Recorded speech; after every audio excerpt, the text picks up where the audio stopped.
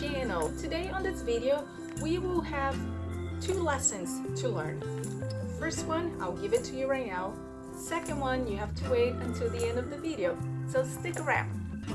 First lesson, do not jump on any Ben Wagon. Don't do it. It's not worth it.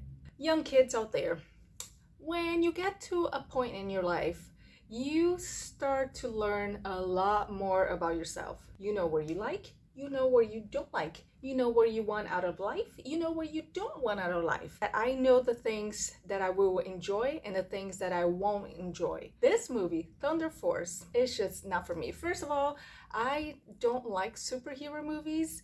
And then second of all, it looked like Melissa McCarthy was just playing the same character that she's been playing for the past, decade? So I saw a lot of people reviewing it and I was debating. I was like, do I want to watch this movie? My next example is Justice League, the Snyder Cut. Everyone and their mother on YouTube was reviewing Justice League.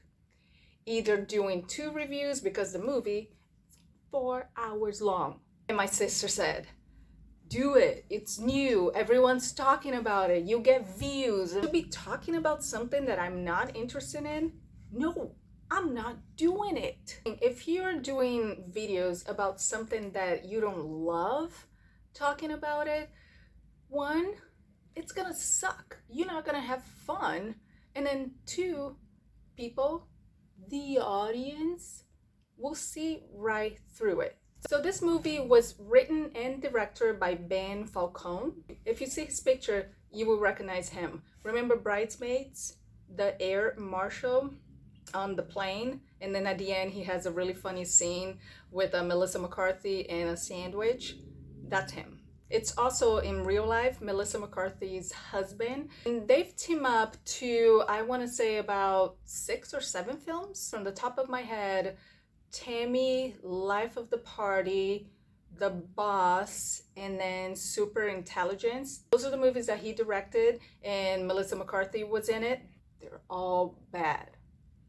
They were all bad. And it's not just me talking. Read any review about any of those movies and it was just like, not good. It boggles me that studios are still investing money for those two to work together.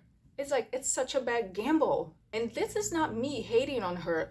I've been a fan of McCarthy since her days on Gilmore Girls. I've watched every episode of every season multiple times. Like if you put on Gilmore Girls right now, I would know every line of every character on that episode.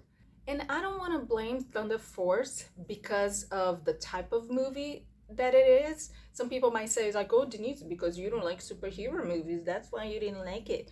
No. If you look at Spy, another movie that Melissa McCarthy was in, she was great in it. And in Spy, it's very similar to Thunder Force. You know the difference between Spy and Thunder Force? Spy was well written. So I feel bad for Octavia Spencer because every movie that she's in, she gives her best performance. This one, I thought she was just like sitting there collecting a paycheck, to be honest. Nothing wrong with that. I felt bad because of the material that she was given was so bad. And speaking of Melissa McCarthy's sidekicks, Rose Byrne, her husband was in this movie. And I was wondering too, when I saw her husband, I was like, I wonder if Rose Byrne was in this movie, if she would have saved it. What it's up with the eating raw chicken bit? Let me give you a little background. So Melissa McCarthy becomes a superhero, and one of the side effects of her being a superhero is that she craves and all she can eat is like raw chicken.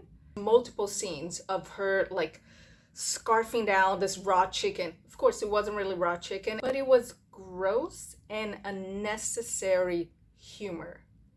Unnecessary. Now, I always give you guys things that I liked about a movie, even if I'm ripping it to shreds. It was the relationship at the beginning of the movie from the main characters. I enjoyed their connection and their friendship, and it was really sweet. Second thing that I liked, it was Jason Bateman. Good for him for being a good sport, because he didn't have to take this job, especially with the success of Ozark now. And I think it's because him and McCarthy, they did identity theft together, so maybe they became buddies. He didn't have to. But the chuckles that I had on this movie, it was because of Jason Bateman. All right, boys and girls, are you ready for the second and last lesson of this video? It is okay to say no to your husband or to your wife. Let's all be fair. Melissa McCarthy, you can say no to your husband. I know it's really hard to say no to your partner because you want to support them. You think they're the brightest star in the sky. But sometimes they're not.